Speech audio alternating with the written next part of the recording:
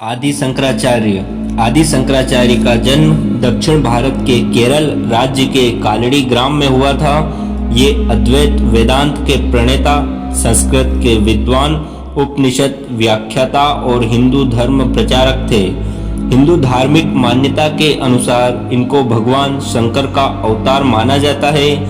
इन्होंने लगभग पूरे भारत की यात्रा की और इनके जीवन का अधिक भाग उत्तर भारत में बीता। 4 पीठों यानी मठ की स्थापना करना इनका मुख्य रूप से उल्लेखनीय कार्य रहा, जो आज भी मौजूद है।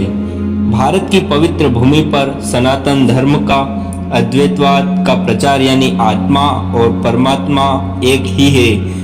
किंतु कालांतर में जब भारत में बौद्ध और जैन धर्म के प्रसार और हिंदू कर्म कांडों में आई विकृतियों के विरोध के कारण सनातन धर्म अपनी पहचान खोने लगा।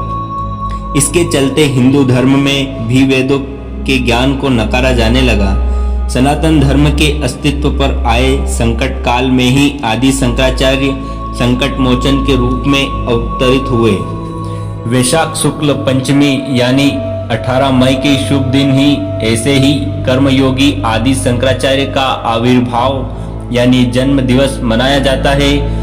आदि शंकराचार्य ने अल्पायु में ही अपने अलौकिक वैदिक ज्ञान और वेदांत दर्शन से बौद्ध, मीमांसा, सांख्य और चार्वाक अनुयायियों की वेद विरोधी भावनाओं को सफल नहीं होने दिया। आदि शंकराचार्य ने ज्ञान मार्ग के द्वारा ही न केवल बौद्ध धर्म और अन्य संप्रदायों के विद्वानों और शास्त्रार्थ में पराजित कर वेद धर्म का मान बढ़ाया, बल्कि उन धर्म और संप्रदायों के अनुयायियों ने भी वैदिक दर्शन को स्वीकार कर लिया।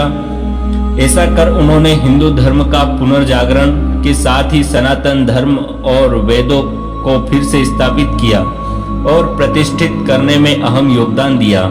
यही कारण है कि शंकराचार्य प्राचीन अद्वैत मत के प्रवर्तक कहलाए और उनके वैदिक दर्शन और अद्वैत मत शांकर दर्शन और शांकर मत कहलाया। आदि शंकराचार्य के अद्वैत दर्शन के अनुसार ब्रह्मा और जीव या आत्मा और परमात्मा एक रूप है, यानी यह आत्मा और परमात्मा दोनों एक ही है, किंतु ज्ञान के अभाव में ही दोनों अलग अलग दिखाई देते हैं। आदि शंकराचार्य ने परमात्मा की साकार और निराकार दोनों ही रूपों को मान्यता दी है। उन्होंने सगुण धारा की मूर्ति पूजा और निर्गुण धारा के ईश्वर दर्शन की अपने ज्ञान और तर्क के माध्यम से सार्थकता सिद्ध की। इस प्रकार सनातन धर्म के संरक्षण के प्रयासों को देखकर ही जन सामान्य ने उनको भगवान शंकर का ही अवतार माना। यही कारण है कि उनके नाम के साथ भगवान शब्द जोड़ा गया है और वह भगवान आदि शंकराचार्य के नाम से प्रसिद्ध हुए। आदि शंकराचार्य वेदों के परम विद्वान थे, प्रखर भविष्य दृष्टा थे। उन्होंने सनातन धर्म की अपने ज्ञान से तत्कालीन समय में ही रक्षा नहीं की, वरन सनातन धर्म और वेदों का अस्तित्व और प्रतिष्ठा अनंत काल तक बनाए रखने की दृष्टि के साथ अपने जीवन काल में ही जगह जगह घूमकर वेदांत दर्शन का प्रचार और प्रसार किया।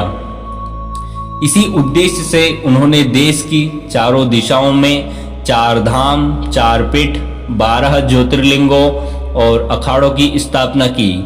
इनके व्यापक प्रभाव से बाद में अनेक संप्रदाय और पंथ स्थापित हुए।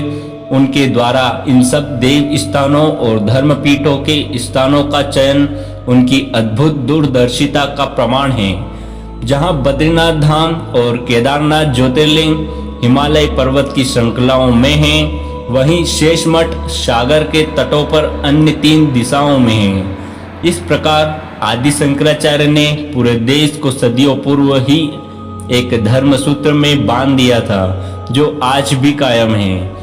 आदि शंकराचार्य की विद्वानता के कारण ही कहा जाता है कि उनकी जीभ पर माता सरस्वती का वास था। यही कारण है कि अपने 32 वर्ष के संपूर्ण जीवन काल में ही आदि शंकराचार्य ने अनेक महान धर्म ग्रंथ रच दिए, जो उनकी अलौकिक प्रतिभा को साबित करते हैं।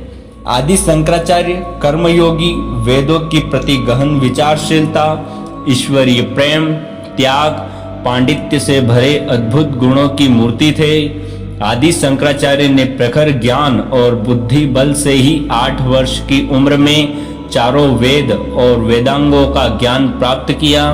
12 वर्ष की उम्र में हिंदू धर्म शास्त्रों की गूढ़ता में दक्ष बने और 16 वर्ष की अल्पायु में ब्रह्मसूत्र पर भाष्य रच दिया। यही कारण है कि आज भी हर सनातन धर्मावलंबी आदि शंकराचार्य को स्मरण कर स्वयं को धन्य मानता है, साथ ही उनके द्वारा स्थापित वैदिक धर्म का अनुसरण और पालन करते हैं। यही आदि शंकराचार्य के महान और अद्भुत गुण थे। तो आप सबको यह वीडियो, मुझे आशा है कि अच्छा लगा होगा, तो आप इस वीडियो को लाइक कीजिए, शेयर कीजिए और इस चैनल को सब्सक्राइब जरूर कीजिए। बहुत बहुत धन्यवाद।